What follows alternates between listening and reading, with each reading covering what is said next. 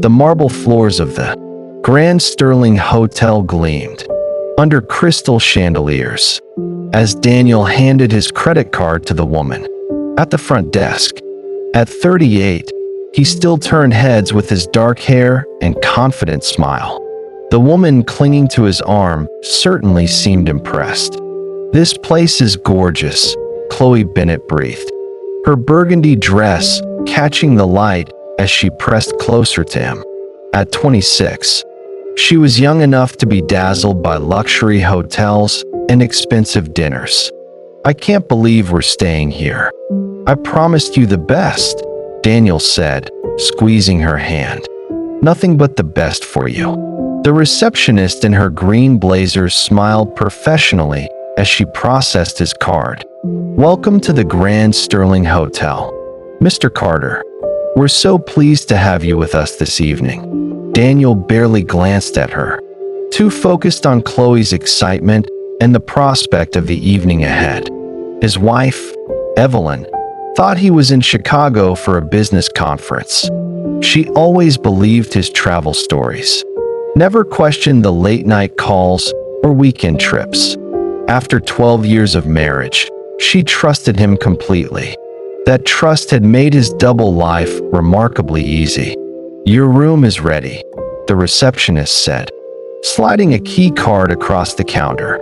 "However, I should mention that our new owner is meeting with guests this evening. She likes to personally welcome everyone staying with us during her first week." "New owner?"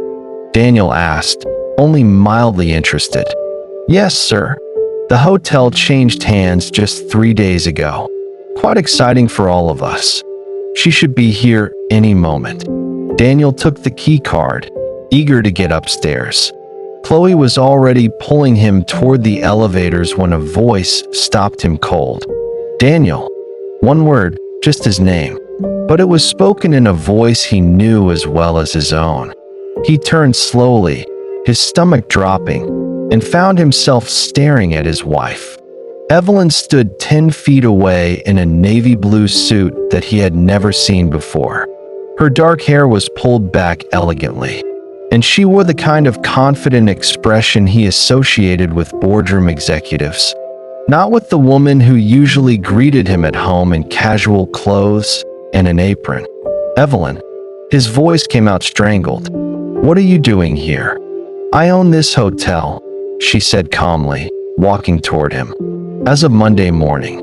Didn't I mention I was making some investments?" Chloe's grip on his arm loosened as she looked between them with growing horror. "Wait, is this your wife?" "Yes," Evelyn said before Daniel could respond. "I'm Mrs. Carter, and you must be Chloe Bennett from Daniel's office. The marketing coordinator, correct?" Chloe went pale. "How did you know?" "I know quite a lot of things," Evelyn replied, her tone pleasant, but her eyes hard. "For instance, I know this isn't your first visit to a hotel with my husband. The Riverside Inn last month. The Continental 2 months before that. Should I continue?" Daniel felt the world tilting beneath him. "Evelyn, this isn't what it looks like," he said, desperate. "Really?" she asked, raising an eyebrow. "Because it looks like you brought your mistress to a luxury hotel for the evening using the credit card that's linked to our joint account. The same account I've been monitoring for the past 6 months." The receptionist at the desk had gone very still, clearly unsure whether to disappear or stay at her post.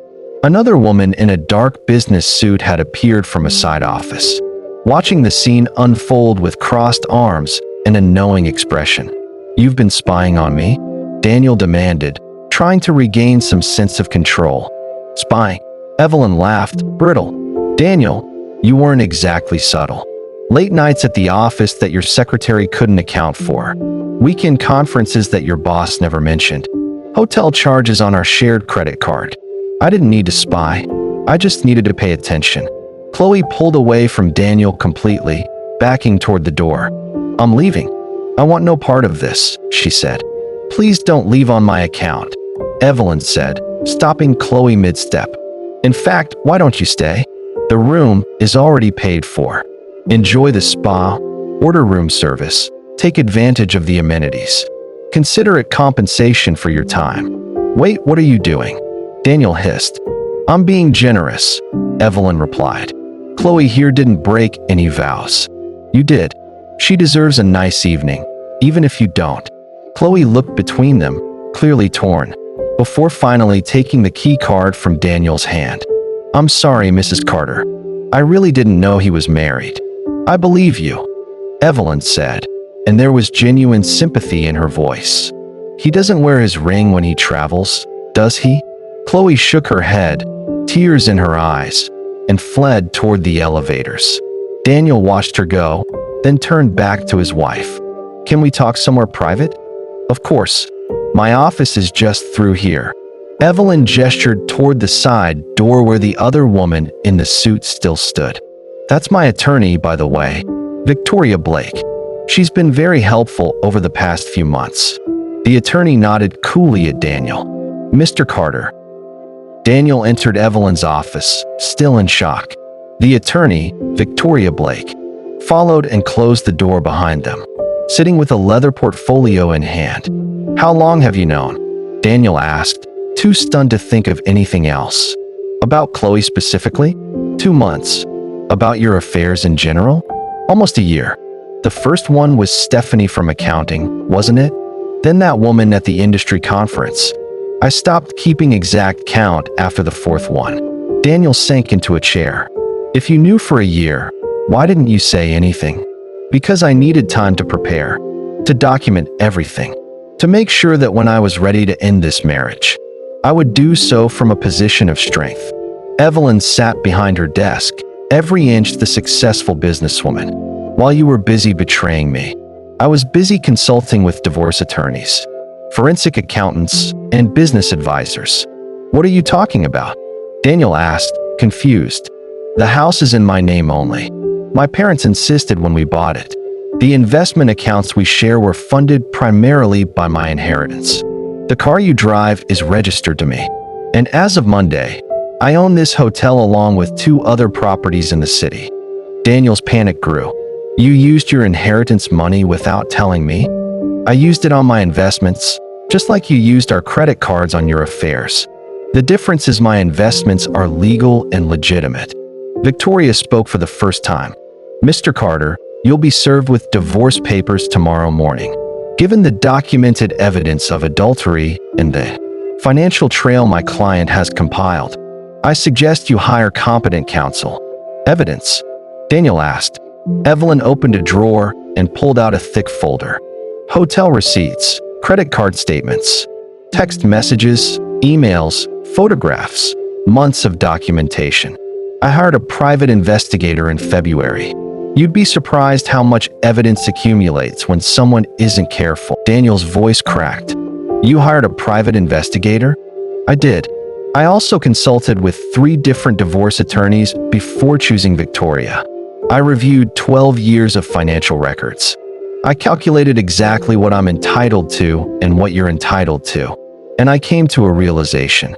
What realization? Daniel asked, voice barely a whisper. That I don't need you. I never did. You convinced me that supporting your career was more important than pursuing my own. That being your wife was enough. But it wasn't. I gave up a promising career in hotel management to follow you around the country for your job. I put my dreams on hold while you chased yours. And this is how you repaid me. Daniel felt genuine shame for the first time in years. Evelyn, I'm sorry. I know I made mistakes. Mistakes? Her voice rose slightly. Daniel, mistakes are forgetting anniversaries or leaving dishes in the sink. What you did was make a choice, over and over again. You chose to betray me. You chose to lie to me. You chose to disrespect our marriage and everything we built together. Can't we try counseling? Something? I can change. He pleaded. No, I'm done, Evelyn said firmly. I spent months being angry, hurt, heartbroken. But somewhere along the way, I realized something important. Your betrayal freed me. It showed me that the life I was living wasn't the life I wanted. So I took my inheritance money, the money you kept trying to convince me to invest in your ventures. and I invested in myself instead. By buying hotels, by buying my future, by becoming the person I was always meant to be." Victoria Blake stood, handing Daniel a business card. "My contact information. Have your attorney reach out. Ms. Carter's terms are outlined in the divorce petition you'll receive tomorrow. I'd advise you to review them carefully." "What terms?" Daniel asked, swallowing hard. Evelyn replied calmly. "You can keep your car, your retirement account, and your personal belongings. I keep the house, the investment portfolio, and my businesses. You're responsible for your own debts, including the credit card bills from your various trysts. And we split custody of our social circle. I'm sure they'll all be very interested to hear why our marriage ended." "You'd tell everyone?" Daniel asked, panic rising. "I won't have to. Word is already spreading. Hotels talk, Daniel. Front desk staff, managers, concierges. They all know each other. By tomorrow morning, everyone will know that Daniel Carter brought his mistress to a hotel owned by his wife." It makes quite a story. Daniel stood, trying to salvage some dignity. "You planned all of this? The hotel purchase, being here tonight. This was all revenge." "No," Evelyn said firmly. "Revenge would be destroying you. This isn't about you at all. This is about me finally putting myself first. The hotel purchase was a sound business investment. The fact that you chose to bring Chloe here was just fortunate timing. Fortunate for me. Yes, it gave me the perfect opportunity to tell you face to face that I'm done. That I've moved on. That I'm not the woman you left at home anymore." Daniel walked to the door, then paused. "What happens now?" "You leave. You find somewhere else to stay tonight because you're no longer welcome at our house. I've changed the locks. Your belongings are in storage. And tomorrow, you start dealing with the consequences of your choices." "Evelyn, please," he began. "It's Ms. Hayes now. I'm taking my maiden name back," she corrected, her tone calm but resolute. "Jennifer Carter is gone. She was too trusting, too willing to overlook things, too ready to believe the best in people. Evelyn Hayes knows better."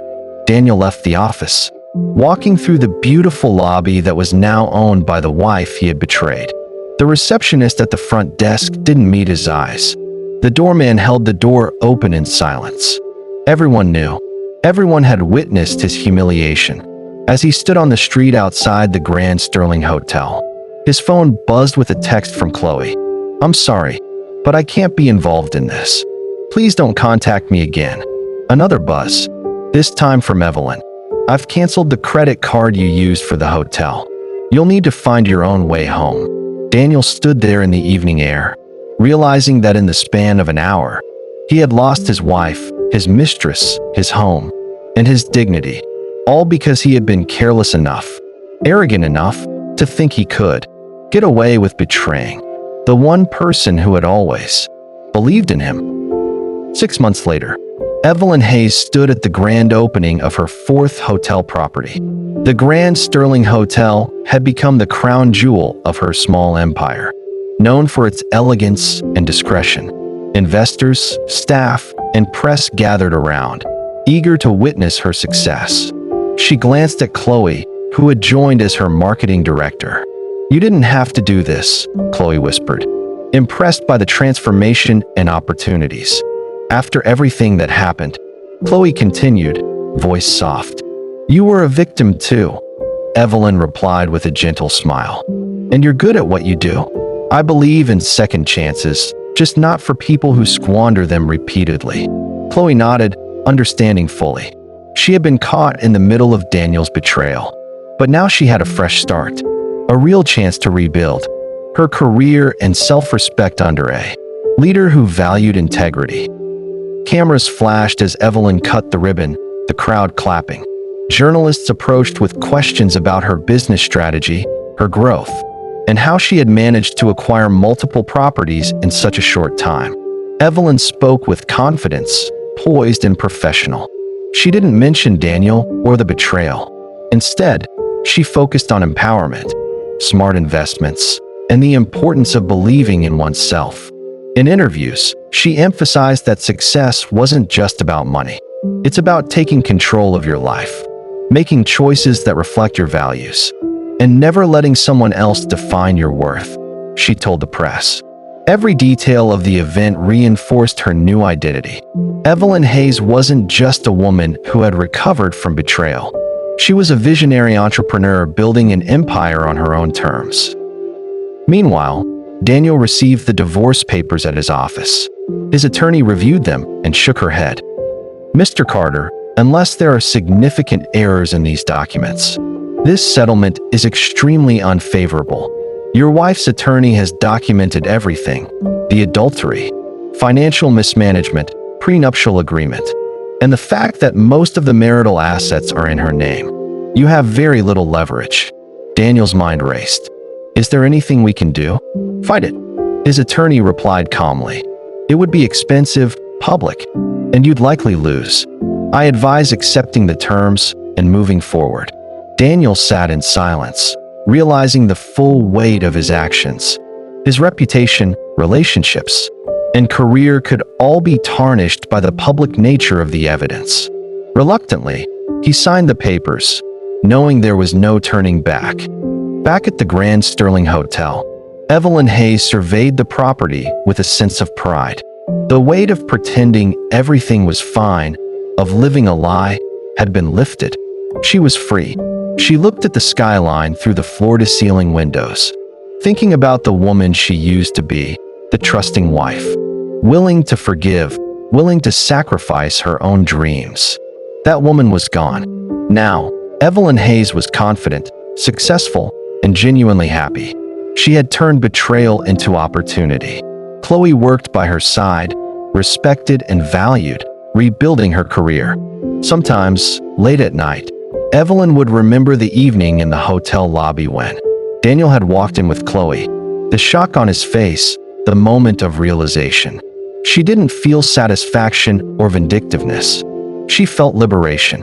The moment everything changed. The moment she stopped being someone's wife and became herself again. It was worth more than any revenge could ever be. If this story moved you, please like, share, and subscribe for more. Stories about finding strength in difficult moments and choosing yourself when others have chosen to hurt you. Comment below about a time when you discovered you were stronger than you knew. Your story might help someone else find their courage.